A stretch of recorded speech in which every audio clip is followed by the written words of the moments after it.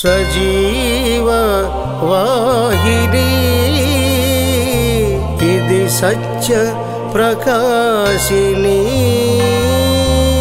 ఉన్నత సింహాసనం మీద ఆసీనుడైన మహాదేవుని శ్రేష్టమైన నామమునకు స్తుతియు మహిమ ఘనత ప్రభావములు ఇప్పుడు ఎప్పుడు ఎల్లప్పుడు సర్వయుగమునకును కలుగును గాక. ఆమేన్ ఆమేన్. ఈ రోజు యేసుక్రీస్తు ప్రభుల వారు రిసరెక్ట్ అయిన దినము. మనము ఇంగ్లీష్ లో చెప్పుకుంటే దీన్ని Christ is risen, yes indeed అని చెప్పుకుంటాం. తెలుగులో హ్యాపీ ఈస్టర్ అని చెప్పుకుంటారు. క్రీస్తు నేడు లేచెను, హల్లెలూయా, అలాగే కూడా మనము చెప్పుకోవచ్చు. బట్ ఎనీవే, యేసుక్రీస్తు ప్రభుల వారి యొక్క రిజరెక్షన్ ని మనము సెలబ్రేట్ చేసుకుంటున్నాం. Commemorating the resurrection of Jesus Christ. Hallelujah. Thank you అండి.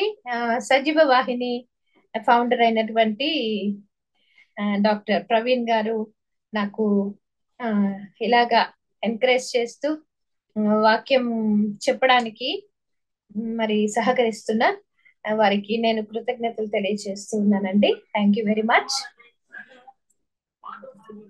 అలాగే వారి టీం అంతటికి కూడా నేను కృతజ్ఞతలు తెలియజేస్తున్నాను. ఇదంతా కూడా జరగడానికి దేవుని యొక్క మహాకృప తోడుగా ఉన్నందుకు దేవునికి కూడా నేను ఎంతగానో వందనాలు చెల్లిస్తున్నానండి. ఈరోజు యేసుక్రీస్తు ప్రభుల వారి పునరుద్ధానం గురించి మనము మాట్లాడుకున్నాము. ఇందాక నేను చెప్పినట్టు హ్యాపీ ఈస్టర్ అని అంటారు కొంతమంది. ఈస్టర్ అనే వర్డ్ ఇట్లా ఆస్టర్ అనే ఒక స్వీడిష్ లేదా జర్మన్ లాంగ్వేజ్ ఆ పదం నుంచి వచ్చింది అని అంటారు.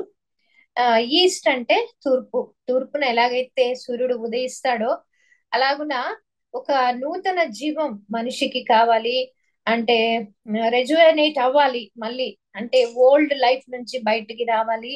నూతనంగా మనము you should live a life in a new way అని చెప్పి మీనింగ్ చెప్తారు. ఏది ఏమైనా కూడా యేసుక్రీస్తు ప్రభుల వారు పునరుద్ధాన శక్తి, పునరుద్ధానం మనలో ఎక్కువగా ఉన్నట్లయితే మనం కూడా ఒక జయకరమైన జీవితాన్ని జీవించవచ్చు అని ఈరోజు మనం మాట్లాడుకోబోతున్నాము. అయితే ఈ బైబిల్లో ఓల్డ్ టెస్ట్మెంట్ లో అయితేనేమండి, న్యూ టెస్ట్మెంట్ లో అయితేనేమండి చక్కగా క్లియర్ గా మనకు చెప్తుంది యేసుక్రీస్తు ప్రభుల వారి పునరుద్ధానం గురించి. మనం బైబిల్లో చూద్దామండి. మనం పరిశుద్ధ బైబిల్ గ్రంథంలో యెషయా గ్రంథానికి మనం వెళ్ళినట్లయితే యెషయా 26:19 ఒకసారి చూద్దాం. ఎందుకంటే బైబిల్లో మనం చూసినప్పుడు మనం అదే రిమైండ్ చేసుకుంటున్నప్పుడు మనకి ఇంకొంచెం బాగుంటుంది. 26 యెషయా గ్రంథము 26:19 ఒకసారి చూద్దాం. చూడండి. మృతులైన నీ వారు బ్రతుకుదురు, నా వారి శవములు సజీవములగును. మంటిలో పడి ఉన్న వారలారా మేల్కొని ఉత్సహించుడి. నీ మంచు ప్రకాశమానమైన మంచు, భూమి తనలోని ప్రేతలను సజీవులుగా చేయును. పునరుద్ధానం గురించి యెషయా భక్తుడు 26:19 చెప్తున్నారు. మృతులైన వాళ్ళు బ్రతుకుతారు అంటున్నారు, శవములు సజీవములు అవుతాయి అంటున్నారు, మంటిలో పడిన వారు మేల్కొంటారు అని చెప్తున్నారు, ప్రేతలు కూడా సజీవులుగా మారుతారని చెప్తున్నారు యెషయా భక్తుడు. ఇదే మాట మనము యెహెజ్కేలు గ్రంథంలో కూడా చూద్దామండి. యెహెజ్కేలు గ్రంథము 37వ అధ్యాయము మీకు అందరికీ తెలిసినవే. ఒకసారి పునరుద్ధానం గురించి మరి పాత నిబంధన ప్రవక్తలు ఏమని సెలవిచ్చి ఉంటున్నారు అనేది మనము చూద్దాం. యెహెజ్కేలు గ్రంథము 37వ అధ్యాయము 12-14 మనం చూద్దాం. కాబట్టి ప్రవచనం ఎత్తి వారితో ఇట్లనము, ప్రభువు యెహోవా సెలవిచ్చున్నదేమనగా, నా ప్రజలారా, మీరున్న సమాధులను నేను తెరచెదను, సమాధులలో నుండి మిమ్మల్ని బయటికి రప్పించి ఇశ్రాయేలు దేశంలోనికి తోడుకొని వచ్చేదను. నా ప్రజలారా, నేను సమాధులను తెరచి సమాధులలోనున్న మిమ్మును బయటికి రప్పించగా నేను యెహోవానై ఉన్నానని మీరు తెలుసుకొందురు. మీరు బ్రతుకున్నట్లు నా ఆత్మను మీలో ఉంచి మీ దేశములో మిమ్మును నివసింపజేసేదను. యెహోవానగు నేను మాట ఇచ్చి దానిని నెరవేర్తునని మీరు తెలుసుకొందురు. ఎంత క్లియర్ గా ఉంది చూడండి. సమాధులను నేను తెరుస్తాను అంటున్నారు, సమాధుల్లో నుండి మిమ్మల్ని బయటికి రప్పిస్తున్నాను అంటున్నారు. ఇదంతా కూడా పునరుద్ధానమేనండి, డెఫినెట్ గా పునరుద్ధానమే. నేను సమాధులను తెరిచి సమాధుల్లో ఉన్న మిమ్మల్ని బయటికి రప్పించగా నేను యెహోవానని తెలుసుకుంటారు మీరు అని. మీరు బ్రతుకున్నట్లు నా ఆత్మను మీలో ఉంచుతాను అని అంటున్నారు. డెఫినెట్ గా అంటే మనిషి చనిపోయిన తర్వాత మనకి అందరికి తెలుసు ఆత్మ ప్రభు దగ్గరికి వెళ్తుంది. అయితే ప్రభువే మనల్ని బ్రతికించాలి. మన ఆత్మని, నా ఆత్మని మీలో ఉంచి ఆ బ్రతికిస్తాను అని అంటున్నారు. ఈ మాట నేను తప్పకుండా నెరవేరుస్తాను అని ప్రభు అంటున్నారు. దానియేలు గ్రంథంలో కూడా ఉండండి ఒక మాట. దానియేలు చూద్దామండి. దానియేలు గ్రంథంలో కూడా అంటే పునరుద్ధానం గురించి ఓల్డ్ టెస్ట్మెంట్ లో ఉన్న మాటల్ని మనం 12వ అధ్యాయము 2వ వచనం మనం చూసినట్లయితే, సమాధుల్లో నిద్రించు అనేకులు మేల్కొనెదరు, కొందరు నిత్య జీవం అనుభవించుటకును, కొందరు నిందల పాలగుటకును, నిత్యముగా హేయులగుటకును మేల్కొంటారు. 2 రకాల మనుషులు మేల్కొంటారు. 2 రకాల పునరుద్ధానాలు ఇక్కడ చెప్తున్నారు. అంటే నిత్య జీవం అనుభవించడానికి కొద్దిమంది పునరుద్ధానం చెందితే, నిందల పాలగుటకు, నిత్యంగా హేయులగుటకు కొందరు పునరుద్ధానులు అవుతారని ఈ వాక్యము సెలవిస్తుంది. ఇలాగా ఓల్డ్ టెస్ట్మెంట్ లో పునరుద్ధానం గురించి మనకు చాలా చక్కగా వివరించబడిందండి. అయితే కీర్తనాకారుడు కూడా అంటాడు, పాతాళ బలం నుండి ఆయన నా ప్రాణమును విమోచించును. పాతాళ బలము నుంచి ప్రభు మన ప్రాణాన్ని విమోచిస్తాను అని సెలవిస్తున్నారు. కాబట్టి పునరుద్ధానానికి ఈ ప్రవచనాలన్నీ కూడా మరి న్యూ టెస్ట్మెంట్ లో యేసుక్రీస్తు ప్రభుల వారు పునరుద్ధానం చెందిన తర్వాత నెరవేరినట్లుగా మనము చూస్తున్నాం. మార్కు సువార్తలో కూడా ఉంటుందండి. దేవుడు మృతులకు కాదు సజీవులకు దేవుడు. యేసుక్రీస్తు ప్రభుల వారు మృతులకే కాదు సజీవులకు కూడా దేవుడు అయినాడు. నేను యేసయ్య అంటారు, నేను పునరుద్ధానమును జీవమును అయి ఉన్నాను అని చెప్తారు కదా. ఆయన మార్తాతో చెప్తారు, నేను పునరుద్ధానమును జీవమును అయి ఉన్నాను, నా యందు విశ్వాసం ఉంచి వారు చనిపోయినా కూడా తిరిగి లేస్తారు అని యేసుక్రీస్తు ప్రభుల వారు చెప్పి ఉన్నారు. అలాగే మనకు తెస్సలోనిక పత్రికలో కూడా మరి న్యూ టెస్ట్మెంట్ ఒకసారి చూద్దాం.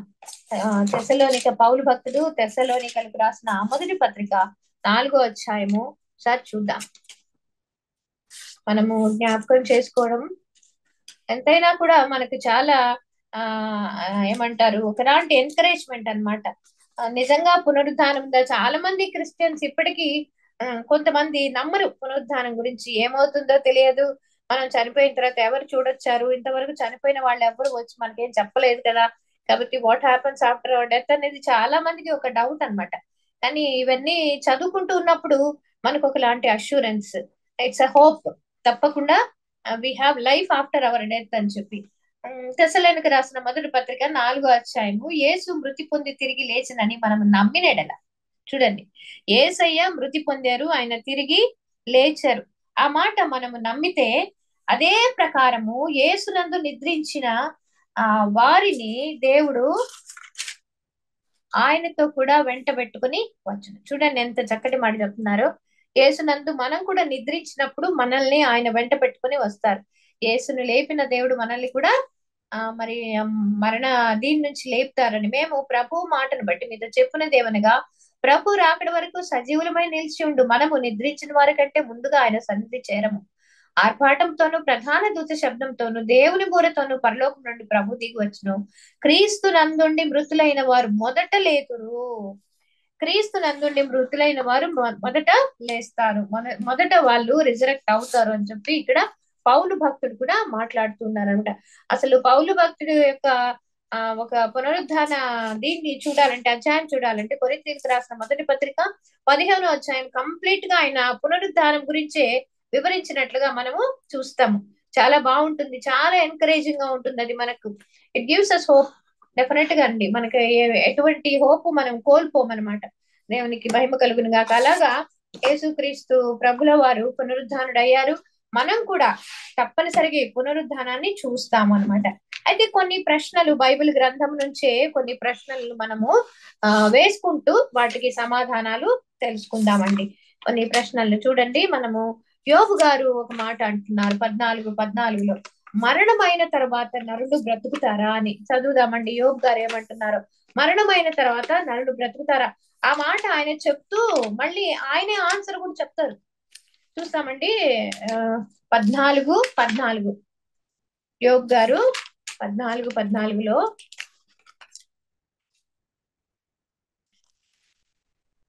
మరణమైన తర్వాత నరులు బ్రతుకుదురా, అలాగుండినెడలా నాకు విడుదల కలుగు వరకు నా యుద్ధ దినములన్నీ నేను కనిపెట్టిందును. ఇది మన జీవించే దినములన్నీ కూడా మనకు యుద్ధ దినములు అన్నమాట.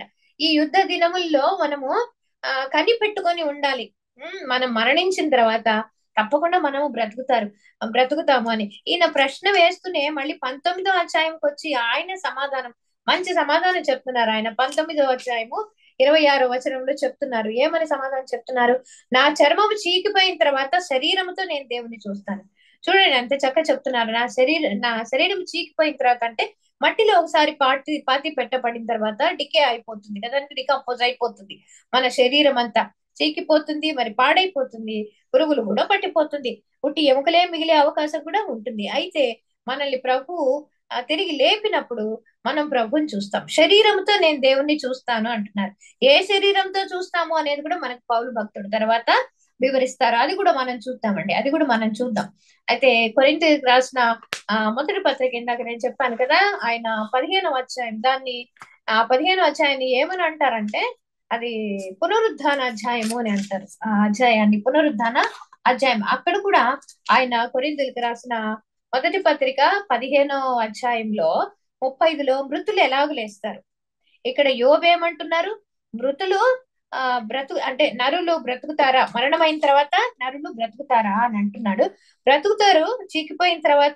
చీకిపోయిన నా శరీరము చీకిపోయిన తర్వాత కూడా నేను నా ప్రభువుని చూస్తాను, శరీరంతో ప్రభువుని చూస్తాను అంటారు. ఆయన ప్రవచనం, అది యోబు గారి యొక్క ప్రవచనం. ఆయన ఇక్కడే చెప్తున్నారు ఆన్సర్. ఎవరు? మన పౌలు గారు కొరింథీయులకు రాసిన మొదటి పత్రిక 15వ అధ్యాయంలో మృతులు ఎలాగ లేస్తారు?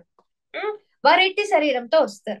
కొంతమంది అడుగుతారు ఇటువంటి క్వశ్చన్స్, ఇప్పటికి అడుగుతారంటే బైబిల్ ని బాగా చదవని వాళ్ళు ఇప్పటికి, even hour Christians question this, ఏమని? మృతులు లేస్తారా? అసలు వాళ్ళు ఎట్లా లేస్తారు, అది తెలుస్తుందా అని అడుగుతారు. ఆయన చాలా చక్కగా సమాధానం చెప్తున్నారు. దీనికి సమాధానం ఆయన ఒకసారి 42లో చూద్దాం. అక్కడే 15వ అధ్యాయము 42వ వచనంలో చూద్దామండి. ఆయన ఏమంటున్నారు? మృతుల పునరుద్ధానమును అలాగే శరీరము క్షయమైనదిగా విత్తబడి అక్షయమైనదిగా లేపబడుతుంది. క్షయమైన ఈ శరీరము క్షయమైపోతుంది, ఈ శరీరం అది అక్షయమైనదిగా లేపబడుతుంది. ఘనహీనమైనదిగా విత్తబడి మహిమగలదిగా లేపబడుతుంది.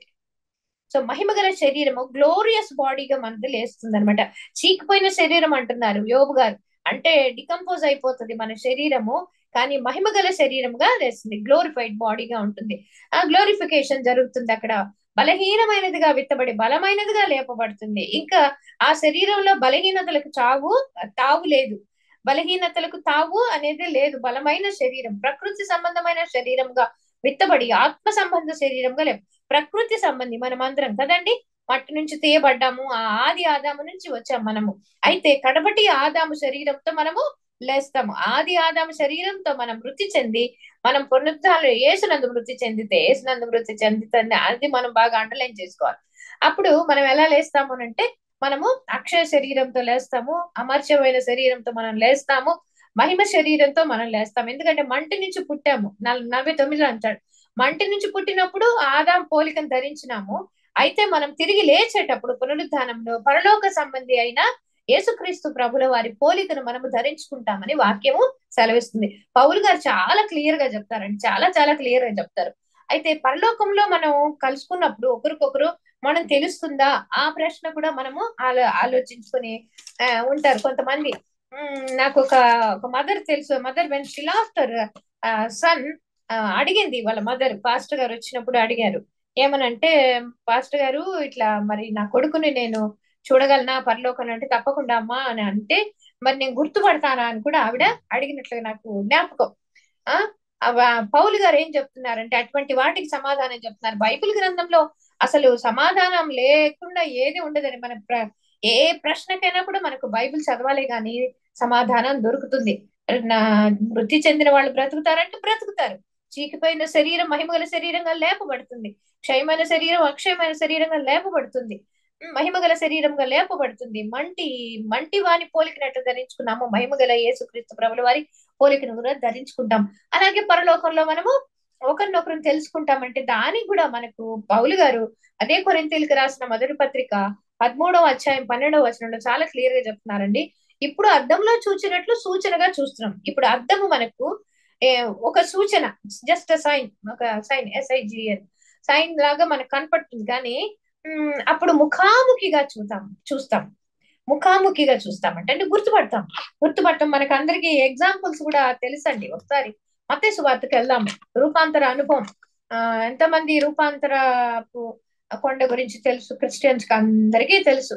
యేసుక్రీస్తు ప్రభుల వారు వీరిని తీసుకెళ్తారు, శిష్యుల్ని తీసుకెళ్ళినప్పుడు కొండపైకి ప్రార్థన చేయడానికి తీసుకెళ్తే ప్రభు ప్రార్థన చేస్తూ ఉంటారు. చూద్దామండి, మనం చూద్దాం. మత్తయి రాసిన సువార్త 17వ అధ్యాయము 4వ వచనంలో చూద్దాం.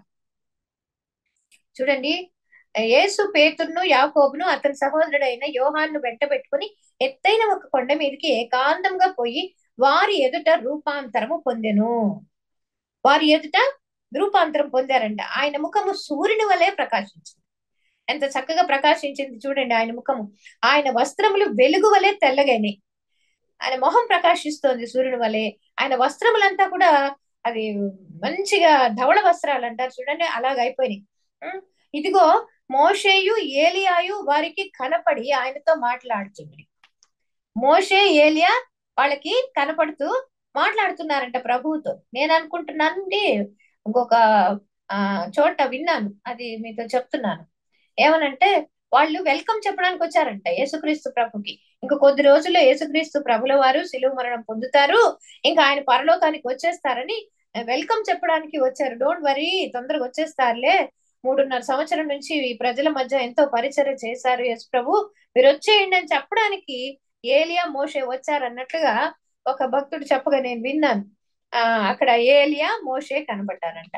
ఇక్కడ ఇంకొక క్వశ్చన్ కూడా అరైజ్ అవుతుందండి. I will tell you after that, after this అనమాట, దీని తర్వాత చెప్తాను. సో ఇక్కడ ఏలియా మోషే కనపడినట్లుగా మనకు చూస్తున్నాం. అంటే పేతురు వాళ్ళు గుర్తుపడుతున్నారు. పేతురు గారు అసలు చూసుంటారండి ఏలియాని మోషేని? థౌసండ్స్ ఇయర్స్ వెనకల ఎప్పుడో ఉన్నారు ఏలియా మోషే అనేవాళ్ళు. వాళ్ళ కాలం ఏంటి, పేతురు కాలం ఏంటి, యాకోబు యోహాను కాలం ఏంటి, డిఫరెంట్ ఉంటుంది కదండి. వాళ్ళు ఎక్కడో BCలో ఉన్నారు వాళ్ళు. ఇప్పుడు ప్రభు తో పాటు వీళ్ళు వాళ్ళని గుర్తుపట్టారంట. అర్థం ఏంటంటే గుర్తుపడతాం అనమాట. పరలోకంలో కూడా మనము గుర్తుపడతాం. మన లూకాసు వార్తలో కూడా 16వ అధ్యాయంలో మనం చూస్తాం కదండి. 16వ అధ్యాయంలో ధనవంతుడు లాజరు, ఆ స్టోరీ అందరికీ తెలుసు ఆ స్టోరీ. 16:23లో మనం చూస్తే ఒకసారి ఏమంటున్నారు, పాతాళంలో ఆ ధనవంతుడు బాధపడుతున్నాడు. దూరం నుంచి అబ్రహాము రొమ్మున ఆనుకుని ఉన్న లాజర్ను చూస్తున్నాడు. లాజర్ను గుర్తుపడుతున్నాడు. ఈ లాజరు ఒకప్పుడు అన్ని ఒళ్ళంతా గుళ్ళలన్నీ వేసుకొని ఉన్నాడు. మా ఇంటి ముందే ఇట్లా పడిపోయి ఉన్నాడు, మేము ఎంగిలాగులు విదిలిస్తే తిన్నోడేమో, ఎంత పేదవాడు. ఆయన గురించి చాలా వర్డ్ రాసుంటారు, దరిద్రుడు అన్నట్లుగా. అంత ధనవంతుడైన వాడు, ఇదే దరిద్రుడైన లాజరు. ధనవంతుడికి పేరు లేదు కానీ ఇక్కడ లాజర్కి పేరు మనం చక్కగా బైబిల్లో చూస్తాం. అయితే వాళ్ళిద్దరు గుర్తుపట్టారు చూడండి. మరి ధనవంతుడు లాజర్ని చక్కగా గుర్తుపట్టాడు. కాబట్టి పరలోకంలో కూడా మనం గుర్తుపడతామని నేను అనుకుంటూ ఉన్నాను. ఇక్కడ ఇంకొక క్వశ్చన్ చూడండి, చాలా క్వశ్చన్స్ ఆన్సర్స్ మనం చూస్తూ ఉన్నాం. మీరు గమనిస్తున్నారా లేదో, శ్రద్ధతో వింటున్నారా లేదో, మళ్ళా రిపీట్ చేస్తున్నానండి. మరణమైన తర్వాత నరులు బ్రతుకుతారు. చీకిపోయిన శరీరం అయినా కూడా మళ్ళీ శరీరంతో ప్రభుని చూస్తారు. ఆ విమోచకుడు సజీవుడు అని కూడా యోబు గారు చాలా చక్కగా చెప్తారు. మన పౌలు గారు కూడా చెప్తున్నారు, మృతులు చనిపోయిన తర్వాత మహిమ శరీరంతో లేస్తారు. మంటి పోలికగా మనం ఎలాగున్నామో మహిమ రూపుని పోలికలో కూడా మనం మహిమ రూపాన్ని ధరించుకుంటామని. ఆ తర్వాత ఇక్కడ ఒకరినొకరు చూసుకుంటారా, గుర్తుపడతారంటే గుర్తుపడతారు అనేది. తర్వాత చాలా మందిలో ఒక క్వశ్చన్ ఉంటుంది, ఏలియా అగ్ని రథముల మీద కొనిపోబడ్డాడు, హనోకు దేవునితో కొనిపోబడ్డారు.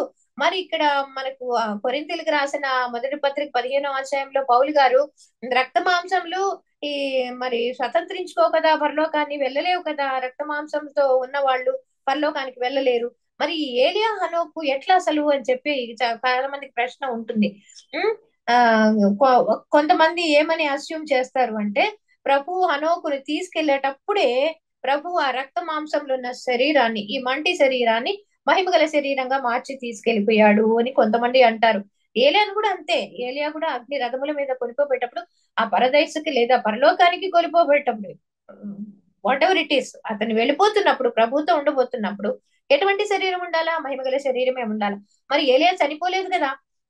ఏలియా, హనోకు వీళ్ళు చనిపోలేదు కదా. మరి ఎట్లా అంటే ఆ రహస్యాలన్నీ ప్రభుకే తెలుసండి. మనకు ద్వితీయోపదేశ కాండంలో ఉంటది. మోషే గారు రాస్తారు, రహస్యములు దేవునికి చెందినవి, సీక్రెట్స్ బిలాంగ్ టు గాడ్. అన్నిటిని మనం క్వశ్చన్ చేయకూడదు. మనకి ఏది అవసరమో బైబిల్ గ్రంథంలో ప్రభు చెప్పున్నారు. ఒకవేళ గొప్ప భక్తులు అస్యూమ్ చేయొచ్చు, ఈ మంటి శరీరాన్ని ప్రభువు మహిమ శరీరంగా మార్చి తనతో తీసుకొని వెళ్ళిపోయారు. ఎందుకంటే ఆ రక్త మాంసములు పరలోక రాజ్యాన్ని స్వతంత్రించుకొనలేవు అన్నమాట. కాబట్టి అర్థమవుతుంది కదండి. వీఆర్ డిస్కసింగ్ అండి, పునరుద్ధానం గురించి డిస్కస్ చేసుకుంటూ ఉన్నాము. యేసయ్య పునరుద్ధానుడు అయ్యాడు కాబట్టి మనం కూడా తప్పకుండా అవుతాము. సర్దుకొయ్యల్లాగా మనం ఉండకూడదు. సర్దుకొయ్యలు పునరుద్ధానంని నమ్మరు. మనం సర్దుకొయ్యల్లాగా ఉండకూడదు. పునరుద్ధానం అంటే మనము నమ్మాలి. అయితే పునరుద్ధానం ఒకవేళ యేసయ్య చెందకుండా పోయింటే మనకి ఏమైండేది అసలు పరిస్థితి? మన పరిస్థితి ఏమైపోయిండేది? యేసయ్య పునరుద్ధానం జరగకపోతే, రిజరెక్ట్ అవ్వకుండా ఉండింటే అంటే నిజంగా మన పరిస్థితి చాలా కన్ఫ్యూషన్ లో పడిపోయింది, సూప్ లో పడిపోయిండేవాడమండి. యేసయ్య గాని తిరిగి లేవకుండా ఉనింటే మనకు అదే కొరింథీయులకు రాసిన మొదటి పత్రిక 15వ అధ్యాయము 14వ వచనంలో చూద్దామండి. ఇక్కడ ఏం చెప్తున్నారంటే క్రీస్తు లేపబడి ఉండని ఎడల మేము చేయు ప్రకటన వ్యర్థమే. క్రీస్తు లేపబడి ఉండకపోతే మేము చేసే ప్రకటన వ్యర్థమే. మీ విశ్వాసమును వ్యర్థం, విశ్వాసము వ్యర్థమే, ప్రకటన వ్యర్థమే. మనం ప్రకటించేది యేసయ్య మన రక్షకుడు, పాపాల నుంచి మనకు విముక్తిని కలిగిస్తాడు, ఇవన్నీ కూడా ప్రకటించేది వ్యర్థమే. మనం ఆయన యందు మన విశ్వాసం ఉంచేది కూడా వ్యర్థమే అని చెప్పి పౌలు గారు చెప్తున్నారు. కాబట్టి మన విశ్వాసము, నిరీక్షణ ప్రభునందు ఉంచుకుంటున్నాము. అది ఎట్టి పరిస్థితిలో వ్యర్థము కానే కాదు. ఎందుకంటే యేసు లేచారు, మనల్ని కూడా తప్పకుండా లేపుతారు అని. తర్వాత ఇంకొక క్వశ్చన్ అండి, చాలా మంది క్రిస్టియన్స్ కి తెలియదు ఎన్ని రకాల మరణాలు ఉన్నాయి. ఎన్ని రకాల మరణాలు ఉన్నాయి అని అంటే ఆ ఒకటి మొదటి మరణము ఒకటి ఉంటుంది, ఒకటే ఒక మరణం ఉంటుంది. ఇంక కొంతమందికి రెండు మరణాలు ఉంటాయి. ఏంటండి రెండు మరణాలు ఏంటి అని అంటే, నిజమే వాక్యం ఏం సెలవిస్తుందంటే, హెబ్రీల్కి రాసిన పత్రిక 9వ అధ్యాయము 27వ వచనం వెళ్దామండి. హెబ్రీల్కి రాసిన పత్రిక, మనుషులు ఒక్కసారే చనిపోవాలి అని వాక్యం సెలవిస్తుంది. 9వ అధ్యాయము 27వ వచనం చదువుతాను చూడండి. 27, మనుషులు ఒక్కసారి మృతి పొందవలని నియమింపబడెను, తర్వాత తీర్పు జరుగుతుంది. మనుషులు ఒక్కసారే మరణించాలి. మరి ఇంకో మరణం కూడా ఉందని చెప్తున్నారు ఏంటండి అని మీరు నన్ను అడగచ్చు. ఎన్ని మరణాలు ఉన్నాయంటే రెండు మరణాలు ఉన్నాయి. ఒక్కసారే మనం చనిపోతాము. మనకు ప్రసంగి గ్రంథంలో కూడా ఉంటుంది, మన్నయ్యది వెనకటి వలె మన్నుకు వెళ్ళిపోతుంది, నరుని ఆత్మ దాన్ని దయచేసిన దేవుని దగ్గరికి వెళ్ళిపోతుందని ప్రసంగి గారు కూడా 12వ అధ్యాయంలో చెప్తారు. మరి అదే కదండి మరణం అంటే ఇంకొక మరణం కూడా ఉంది. ఇంకొక మరణం ఏమిటి అంటే, అది మనం ప్రకటన గ్రంథంలో చూసినట్లయితే ఇంకొక మరణం కూడా ఉంది. ఒక మరణం ఎవరికి ఉంటుంది, రెండు మరణాలు ఎవరికి ఉంటాయి అనేది కూడా మీకు క్లారిటీ ఇస్తున్నాను. 20వ అధ్యాయం 14వ వచనం చూద్దామండి. చూడండి, అగ్నిగుండము, అగ్నిగుండంలో పడివేయబడతారు. మరణము, మృతుల లోకము అగ్నిగుండంలో పడవేయబడను. ఈ అగ్నిగుండము రెండవ మరణము. అదే ప్రకటన గ్రంథము 21:8లో కూడా రెండవ మరణం గురించి వ్రాయబడి ఉంది. పిరికివారు, అవిశ్వాసులు, అసహ్యులు, నరహంతకులు, వ్యభిచారులు, మాంత్రికులు, విగ్రహారాధికులు, అబద్ధికులు అందరూ అగ్ని గంధకములతో మండు గుండములో పాలు పొందుదురు. ఇది రెండవ మరణము. సరే, ఈ మొదటి మరణం ఎవరికి, రెండవ మరణం ఎవరికి? ఇప్పుడు ఇక్కడ రెండవ మరణం ఎవరికో క్లారిటీ ఇచ్చేస్తున్నాడు. పిరిగివారు రెండవ మరణం అంట, అవిశ్వాసులు రెండవ మరణం, అసహ్యులు రెండవ మరణం, నరహంతకులు, వ్యభిచారులు, మాంత్రికులు, విగ్రహారాధికులు, అబద్ధికులు, అగ్నిగంధకములతో మండుగుండంలో పాలు పొందుదురు. ఇదంతా రెండవ మరణం. రెండవ మరణం అంటే అగ్నిగుండం, ఆత్మకు మరణం అనమాట రెండవ మరణం అంటే. సో మొదటి మరణం అంటే ఒక్కటే మరణం ఎవరికి ఉంటుందంటే, ఎవరైతే ఎంతమంది అయితే యేసుక్రీస్తు ప్రభుల వారి నామంలో విశ్వాసం ఉంచుతారో వారికి ఒకటే మరణం, వారు ఒక్కసారే చనిపోతారు. రెండవ మరణం ఏమిటి అంటే, ఎవరైతే యేసుక్రీస్తు ప్రభు నామంలో విశ్వాసం ఉంచరో వాళ్ళు రెండవ మరణానికి వెళ్తారు. రెండవ మరణం ఈస్ నథింగ్ బట్ అగ్ని గుండం. చాలా క్లియర్ గా చెప్తారు అక్కడ 14లో. I read it. Death and Hades were thrown into the lake of fire. This is the second death. The lake of fire is second death. So ఇక్కడ అగ్నిగుండమే రెండవ మరణం. ఎవరెవరు పడతారు అనేది మీకు నేను 21వ అధ్యాయము 8వ వచనంలో క్లారిటీ ఇచ్చాను. సో మొదటి మరణము విశ్వాసులకు మాత్రం ఒకటే మరణము. 2 మరణాలు ఎవరికంటే అవిశ్వాసులకు, పిరికి వాళ్లకు, విగ్రహారాధకులకు, వ్యభిచారులకు, నరహంతకులకు, ఇలాగ లిస్టు ఇచ్చున్నారు అనమాట. సో 2 రకాల మరణాలు ఉన్నాయి. తర్వాత 2 పునరుద్ధానాలు కూడా ఉంటాయి. 2 పునరుద్ధానాలు ఏంటంటే, మొదటి పునరుద్ధానం నీతిమంతులకు జరుగుతుంది. అప్పుడు అనీతిమంతులు లేదా అవిశ్వాసులు వీళ్ళెవరు లేవరనమాట.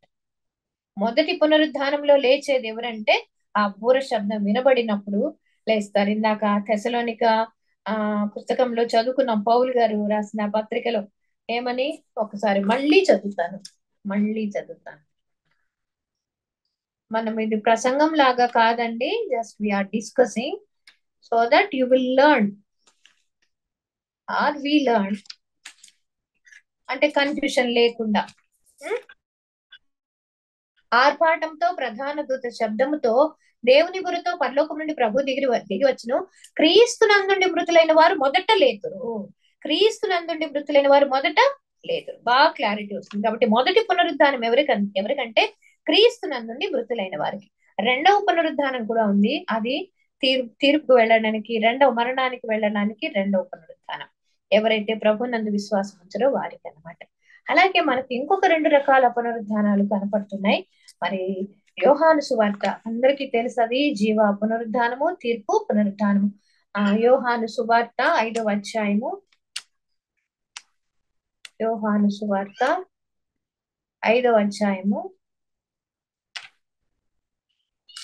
28, 29.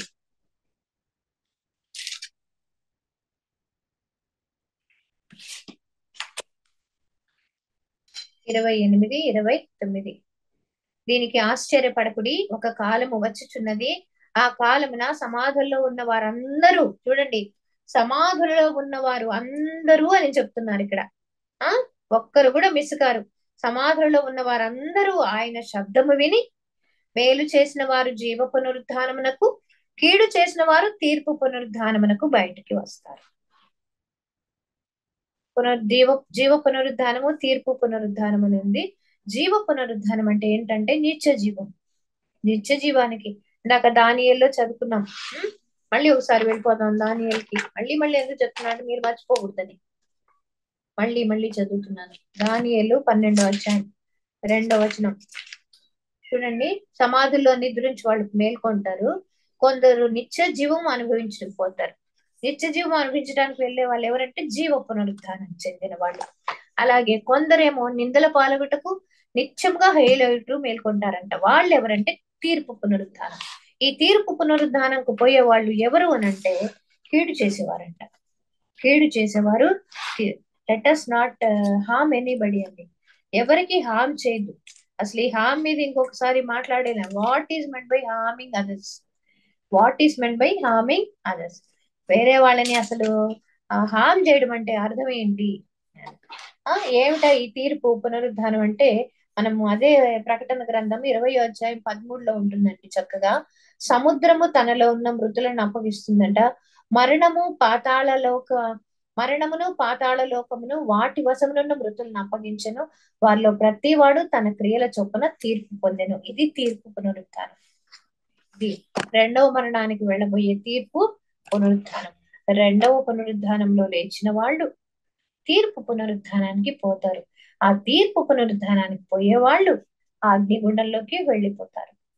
నిత్య నరకం, భయంకరమైన నిత్య నరకం అన్నమాట. సో ఇది మనకు కొంచెము క్లారిటీ.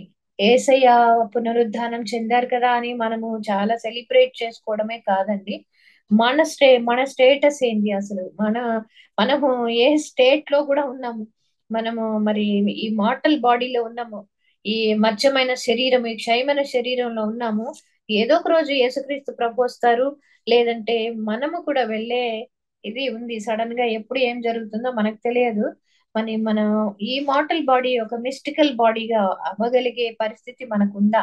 ఒక గ్లోరిఫైడ్ బాడీగా అవ్వగలిగే పరిస్థితి మనకుందా అని మనము ఆలోచించాలండి. తప్పకుండా మనము ఆలోచించాలి. విత్తనం భూమిలో పడి చనిపోవాలి. చనిపోతేనే ఒక మంచి వృక్షముగా వస్తుంది కదండి. అలాగే మనం కూడా ఈ లోకంకి మనం చచ్చిన వారమై ఉండి క్రీస్తు కోసం జీవిస్తూ ఉన్నట్లయితే మనం కూడా జీవ పునరుద్ధానానికి వెళ్తాం అనమాట. కాబట్టి మనం అది జ్ఞాపకము పెట్టుకోవాలి. ఆయన యేసుక్రీస్తు ప్రభుల వారు తన పునరుద్ధానం ద్వారా మనకు అదే టీచ్ చేస్తున్నారు.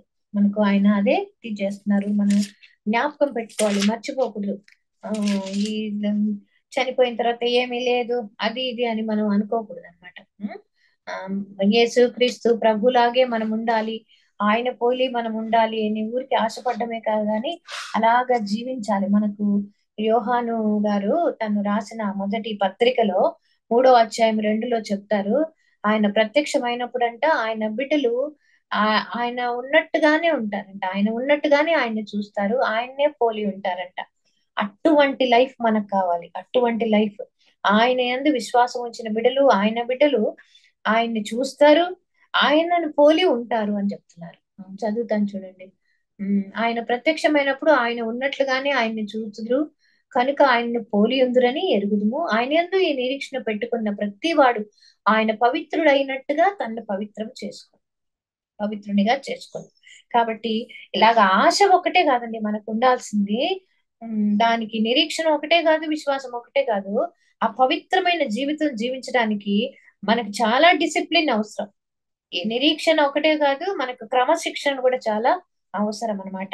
ప్రభువుని ఉన్నట్టుగా చూడాలి అంటే, ప్రభువుని పోలి మనము నిత్య జీవంలో ఉండాలి అని అంటే మనం కూడా పవిత్రంగా జీవించాలి. ఆయన పవిత్రుడై ఉన్నట్లుగా మనల్ని మనం పవిత్రులముగా చేసుకోవాలి. ఎప్పటికప్పుడు ఆయన రక్తంలో మనల్ని మనము కడుక్కుంటూ ఉండాలి తప్పకుండా. ప్రతి చిన్న విషయము మొన్న మరి ఎక్కడ చెప్పాను ఐ డోంట్ రిమెంబర్.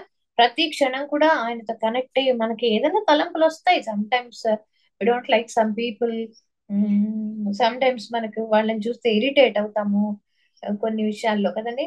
ప్రతిసారి అందరినీ మనము యాక్సెప్ట్ చేయలేము, కానీ అది కూడా ప్రభుకి ఇష్టం ఉండదేమో అని మనం ప్రభు దగ్గర పశ్చాత్తాపడాలి. ప్రభా క్షమించండి, ఎందుకంటే ఆయన అంతం వరకు అందరినీ ప్రేమిస్తున్నానని చెప్పారు వాక్యంలో. అంతం వరకు ఆయన అందరినీ ప్రేమిస్తున్నారు. ఇప్పటికీ ఆయన అందరి కోసం విజ్ఞాపన చేస్తున్నారు. యేసుక్రీస్తు ప్రభుల వారు ఒక ప్రధాన యాజకుని పాత్ర వహించారు. అట్లనే మన కోసం బలి అయిపోయారు ప్రభు. ఇప్పుడు కూడా ప్రధాన యాజకుడు లాగా అక్కడ తండ్రి దగ్గర కూర్చొని మన కోసం విజ్ఞాపన చేస్తున్నారు. కాబట్టి ఆశ ఉండడమే కాదు కానీ మనం ప్రయత్నము చేయాలి అలా జీవించడానికి మనం ప్రయత్నం చేసినప్పుడు ఈ లోకం మీద మనకు జయమిస్తారు ప్రభు కదండి. పాపం మీద జయమిస్తారు, శాపం మీద జయమిస్తారు, మరణం మీద జయమిస్తారు, దయ్యం ఈ అపవాది మీద కూడా మనకు జయమిస్తారు. ఒకసారి పాపం మీద ఎట్లా జయమిస్తారు అని అంటే మనకు దానియేలు దగ్గరికి వెళ్దామండి. మళ్ళీ దానియేలు గ్రంథం చూద్దాం. దానియేలు గ్రంథం 9వ అధ్యాయంలో పోతే మనము ప్రభు అసలు మనలోంచి పాపాన్ని తొలగించడానికే వచ్చారు. 9వ అధ్యాయం 24వ వచనం చూద్దామండి. 9వ అధ్యాయము 24వ వచనం. యేసుక్రీస్తు ప్రభుల వారు ఎందుకు వచ్చారు ఇక్కడ రాయబడి ఉంది. తిరుగుబాటును మాన్పడానికి, పాపమును నివారణ చేయుటకు వచ్చారట. పాపమును నివారణ చేయడానికి వచ్చారు. సో ఈ పాపము మన మీద ప్రభుత్వం చెయ్యకుండా ఉండాలని ఆ పాపంని ఆయన నివారించడానికి వచ్చేసారు యేసుక్రీస్తు ప్రభుల వారు. రోమీలకు రాసిన పత్రిక 6:14 చూద్దామండి. రోమీలకు రాసిన పత్రిక 6:14లో ఎంత బాగుందంటే, పాపము మీ మీద ఇక ప్రభుత్వము చేయదు. పాపం మనల్ని రూల్ చేయదు ఇంకా.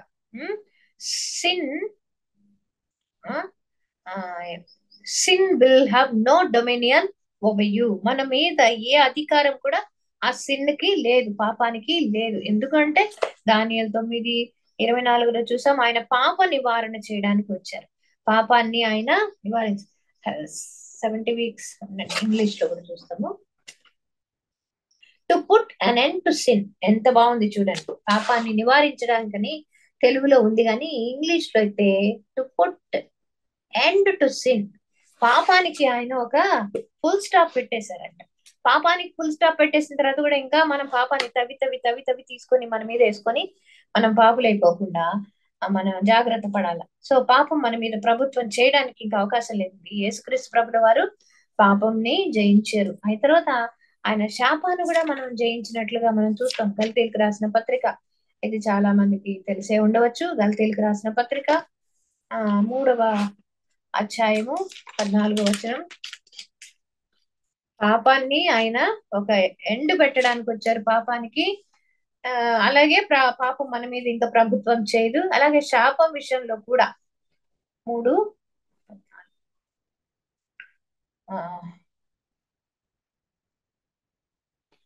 నేను ఎఫ్ఎస్సి చూస్తున్నాను. That's why I didn't get it. Galatians 3rd chapter 14th verse. 3rd chapter 14th verse. క్రీస్తు మన కోసము శాపమై మనలను ధర్మశాస్త్రం యొక్క శాపం నుండి విమోచించెను. చూడండి, ధర్మశాస్త్రం యొక్క శాపం నుండి మనల్ని విమోచించారు, పాపం నుంచి విమోచించారు, ధర్మశాస్త్రం యొక్క శాపం నుంచి కూడా మనల్ని విమోచించారు. ఆయన శాపగ్రాహి అయ్యారు. మ్రాను మీద వేలాడిన వాడు శాపగ్రస్తుడు అని వాక్యం చెప్తుంది. కాబట్టి యేసుక్రీస్తు ప్రభుల వారు కూడా శాపగ్రస్తుడా అని అనకూడదండి. కొరింథీయులకు రాసిన పత్రికలో చెప్తారు పౌలు గారు, దేవుని ఆత్మ ఉన్నవాడు ఎవ్వడు కూడా యేసుక్రీస్తుని శాపగ్రస్తుడు అని అనడు. యేసుక్రీస్తు ప్రభుల వారు శాపగ్రాహి మాత్రమే. శాపాన్ని తీసుకున్నారు, ఆయన శాపగ్రస్తుడు కాదు. మనకు ధర్మశాస్త్రం ద్వారా మనకున్న ఆ శాపం నుంచి మనకు విడుదల ఇచ్చారు ప్రభు. ఆయన ఆ శాపాన్ని తీసేసి మనకు విడుదల ఇచ్చారు. పాపానికి ఒక ఫుల్ స్టాప్ పెట్టడానికి వచ్చారు. తర్వాత ఈ మరణం విషయం కూడా మనకు వండర్ఫుల్ గా ఉంటుంది. ఇదే కొరింథీయులకు రాసిన పత్రిక 1వ పత్రిక 15వ అధ్యాయంలో చాలా బ్యూటిఫుల్. అది ఓల్డ్ టెస్ట్మెంట్ లో కూడా ఉంటుంది యాక్చువల్ గా. 51 విజయమందు మరణం మృంగివేయబడెను. ఓ మరణమా నీ విజయం ఎక్కడ, ఓ మరణమా నీ ముల్లెక్కడ. ఇక్కడ తెలుగులో మరణమా మరణమా అని 2 సార్లు ఉంది కానివ్వండి, ఇక్కడ ఇంగ్లీష్ లో ఏమని ఉంటదంటే, ఓ మరణమా నీ ముల్లెక్కడ, ఓ సమాధి నీ విజయం ఎక్కడ, అదనమాట. సమాధి కూడా ఉంటది, సమాధికి విజయం లేదు. సో సమాధి ఓడిపోయింది, మరణం కూడా ఓడిపోయింది. మరణం యొక్క బలము గలవాడైనా అపవాదిని కూడా ప్రభు చంపేశారు.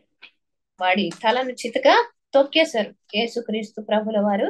ఎలాగా తొక్కేశారు అంటే, మనకి ఆది కాండంలో ప్రవచనము నెరవేరింది. ఆది కాండంలో ప్రవచనాన్ని ప్రభు నెరవేర్చేశారు. అపవాదిని కూడా చితగా తొక్కేశాడు. అందుకనే సిలువ మీద ప్రభుల వారు ఎక్కడ మరణిస్తారు అని పేతురు భక్తుడు, అది నీకు దూరం అవును గాక ప్రభు అని అంటాడు. అపవాదిని అప్పుడు ప్రభు గద్దిస్తారు, సైతాన వెనక్కి పో అని చెప్పేసేసి. అలాగా సైతాన్ని కూడా ప్రభువు ఓడించేశారు. పాపానికి ఒక ఫుల్ స్టాప్ పెట్టేశారు, శాపాన్ని మన మీద నుంచి తొలగించారు, మరణానికే మరణం, చావునే చంపేశారు. ప్రతి దయ్యం అపవాదిని కూడా ప్రభు అనగా త్రొక్కేశారు, వాడి తలను చితుగా తొక్కేశారు. లోకాధికారి బయటికి త్రోసివేయబడినాడు. అది మనం జ్ఞాపకం పెట్టుకోవాలి అనమాట. ఇంకే మనం మంచి మాట చదువుకొని ముగించుకుందాం. కొరింథీయులకు రాసిన 2వ పత్రిక 2వ అధ్యాయము 14వ వచనం. కొరింథీయులకు రాసిన 2వ పత్రిక 2వ అధ్యాయము. అదే పునరుద్ధాన బలం మనకు ఏం చేస్తుంది, పునరుద్ధాన శక్తి మనకి ఏం చేస్తుంది అంటే, 2వ అధ్యాయం 14వ వచనంలో ఏముందంటే, మా ద్వారా ప్రతి స్థలమందు క్రీస్తును గురించిన జ్ఞానం యొక్క సువాసన కనపరచుచు ఆయన యందు మమ్మల్ని ఎల్లప్పుడూ విజయోత్సవంతో ఊరేగించుచున్న దేవునికి స్తోత్రం. మనల్ని ఎల్లప్పుడు ఎల్లప్పుడు ఎల్లప్పుడు విజయోత్సవంతో ఊరేగిస్తారంట ప్రభు. అది మనము జ్ఞాపకం పెట్టుకోవాలి. ప్రతి విషయం దేవునికి అప్పగించుకొని మీరు ప్రయత్నం చేయండి, మనకు విజయమే గంతే. ఏమి మనకు ఓటమి ఉండదు. ఆమెన్. ఈ మాట మన యేసుక్రీస్తు ప్రభుల వారు ఆమె నన్ను ముద్రించును గాక. ఆమెన్. మనకందరికీ కూడా విజయమే, విజయోత్సవమే. అది రోమిలకు రాసిన పత్రిక 8:37 కూడా ఉంటది. అన్నిటిలో కూడా మనకు అత్యధిక విజయం అంట. మామూలు విజయం కాదు, మామూలు విజయము కాదు. 8:37 ఉంటుంది చూడండి. 8:37 మనల్ని ప్రేమించిన ద్వారా మనము అన్నిటిలో అత్యధిక విజయం పొందుచున్నాం. మనల్ని ప్రేమించింది ఎవరంటే యేసుక్రీస్తు ప్రభుల వారు. యేసుక్రీస్తు ప్రభుల వారి ద్వారా అన్నిటిలో మనం అత్యధిక విజయాన్ని పొందుకుంటున్నాం. సో విజయోత్సవంతో మనల్ని ఊరేగిస్తారు ప్రభు. అంటే పాపం మీద విజయం, శాపం మీద విజయం, మరణం మీద విజయం, ఆ దయ్యం అపవాది మీద మనకు విజయం, విజయోత్సవంతో మనల్ని ఊరేగిస్తారు. అన్నిటిలో మనకు అత్యధిక విజయాన్ని దయచేస్తారు. వీటికి ఒక 3 ఫార్ములాలు చెప్తాను. 3 ఫార్ములాలు. ఈ విజయోత్సవంతో మనం ఊరేగాలన్నా, అన్నిటిలో అత్యధిక విజయం పొందుకోవాలి అన్న 3 ఫార్ములా మనకు కావాలి. మొదటిది ఏంటంటే యోహాను పత్రికలో ఉంటుంది 5:4. విశ్వాసమే విజయం. విశ్వాసమే విజయం. అంతే. చూడండి ఒకసారి యోహాను గారు రాసిన పత్రిక, మొదటి పత్రిక 5వ అధ్యాయము 4వ వచనం. లోకమును జయించిన విజయము మన విశ్వాసమే. ఈ లోకంలోనే పాపం ఉంది, ఈ లోకంలోనే శాపం ఉంది, ఈ లోకంలోనే మరణం ఉంది, ఈ లోకంలోనే దయ్యం ఉంది. ఈ 4 జయించాలంటే లోకాన్ని జయిస్తే 4టిని జయించేసినట్లు. కాబట్టి ఈ లోకంను జయించిన విశ్వాసము విజయం ఏంటి? మన విశ్వాసమే. సో మనకు విశ్వాసం కలిగి ఉంటే, ప్రభువునందు విశ్వాసం ఉంచితే, మన బలం మీద, మన శక్తి మీద, మన జ్ఞానం మీద, మనకున్న దేన్ని బట్టి కూడా మనము గర్వించకుండా, అహంకరించకుండా, వాటిని నమ్ముకోకుండా ప్రభువులు వారి మీద విశ్వాసం ఉంచినట్లయితే మనకు విజయమే. తర్వాత యేసయ్యని మనం ప్రేమించాలి. యేసయ్యని కంపల్సరీగా మనము ప్రేమించాలి. ఆయన్ని పూర్ణ హృదయంతో, పూర్ణ ఆత్మతో, పూర్ణ మనసుతో, పూర్ణ హృదయంతో, పూర్ణ బలంతో, పూర్ణ శక్తితో ఆయన్ని ప్రేమించాలి. ఆయన్ని ప్రేమించినప్పుడు మనకి ఎల్లప్పుడూ కూడా విజయమే. ఆయన్నే ప్రేమిస్తూ ఉంటే మనం లోకాన్ని ప్రేమిస్తామా అండి? ఇది ఆలోచించండి, లాజిక్. ఆయన్నే ప్రేమిస్తున్నాం అనుకోండి, కంప్లీట్ గా ఆ హృదయాన్ని అంతా ఆయనకే ఇచ్చేస్తాము. అప్పుడు ఇంకా మన హృదయంలో ప్లేస్ ఉండదు కదండి. లోకానికి ప్లేస్ ఉండదు, పాపానికి ప్లేస్ ఉండదు, శాపం, మన వేటికి ప్లేస్ ఉండదు. ఒకసారి చదువుదాం. మత్తయి రాసిన సువార్త 22:37 చూద్దాం. నీ పూర్ణ హృదయంతో, నీ పూర్ణ ఆత్మతో, నీ పూర్ణ మనసుతో నీ దేవుడైన ప్రభువును ప్రేమించాలి అన్నది మనకు ఇవ్వబడిన ఆజ్ఞ అన్నమాట. ప్రభు దగ్గర నుంచి వచ్చిన ఆజ్ఞ. ఆ ఆజ్ఞ మనము నెరవేర్చామంటే, నిజంగా ప్రేమించామంటే లోకాన్ని మనం ప్రేమించలేము. అప్పుడు ఆటోమేటిక్ గా అన్నిట్లో కూడా అత్యధిక విజయమే, విజయోత్సవంతో ఊరేగడమే ఇంకా మనకు. కాబట్టి 2వ ఫార్ములా అది. తర్వాత ఆయన్ని మనము ప్రేమించాము అంటే ఆయనలాగా జీవించాలి. ఆయన్ని ప్రేమించామంటే మనం ఆయనలాగా జీవించాలి. అదే మత్తయి సువార్త 20వ అధ్యాయం 27లో ఏముంటుందంటే, మీలో మీలో ఎవడు ముఖ్యుడై ఉండగోరునో లేదా ప్రముఖుడై ఉండగోరునో వాడు మీ దాసుడై ఉండవలెను అని చెప్తున్నారు. చూడండి, ఇక్కడ ఎవరైతే మాస్టర్ లాగా ఉండాలని కోరుకుంటున్నారో వాళ్ళు ఏమవ్వాలి? ఒక స్లేవ్ లాగా, ఒక దాసులాగా ఉండాలి. అలా ఉంటేనే మీరు చూడండి, మీలో ఎవడు గొప్పవాడై ఉండగోరునో వాడు మీ పరిచారకుడై ఉండవలెను.